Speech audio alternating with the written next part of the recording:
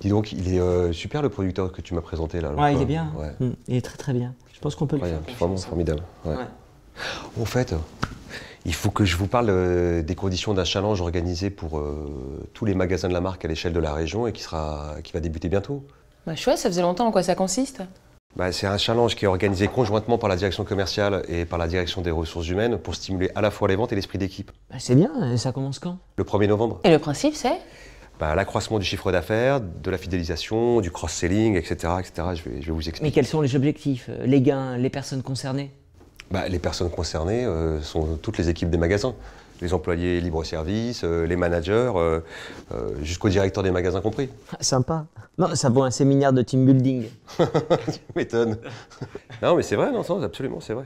Mais si les objectifs sont collectifs, il faut savoir que les gains, eux, sont individuels. C'est-à-dire? Bah, c'est-à-dire que, plus précisément, les magasins vont courir après les objectifs collectifs, mais les membres de l'équipe gagnante recevront chacun une récompense. Ah ok. Ouais. Et ça sera quoi? Il y aura des chèques cadeaux qui seront répartis en 3 paliers.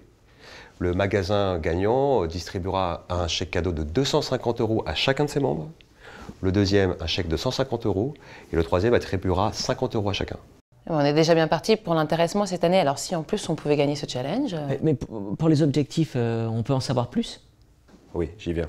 Alors, pour évaluer la réussite des objectifs, 3 indicateurs de performance ont été sélectionnés. Le premier sera calculé sur l'accroissement du chiffre d'affaires pendant la période, c'est-à-dire du 1er au 30 novembre. Ok.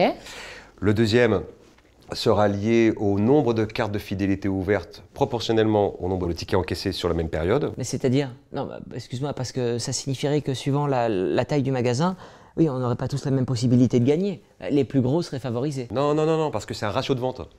Par exemple, il faudra ouvrir une carte de fidélité tous les 10 tickets de caisse. Donc ce ratio objectif de 10% sera commun à tout le monde. Ah, j'ai compris. Alors le gagnant sur ce critère sera celui qui dépassera le plus cet objectif de 10%, c'est ça? Exactement, c'est ça. Donc logiquement, tous les magasins ont la même chance de gagner, ce qui est plus équitable. C'est clair, ok. Voilà. Et enfin, le troisième indicateur, et vous le connaissez bien, sera calculé sur le nombre d'articles par panier. C'est l'indice de vente.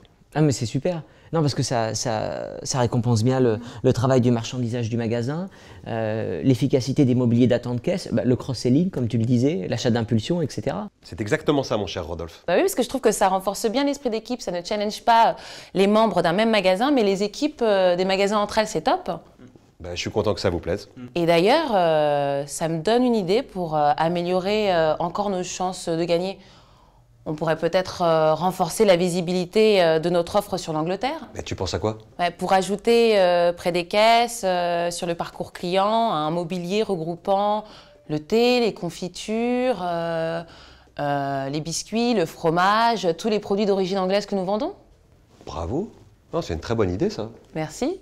Et toi, Tarek, ça te motive aussi, ce challenge? Ah bah, si vous êtes motivé, moi je le suis forcément. Bon, allez, on n'est pas là pour jouer, hein. On est là pour gagner. Allez.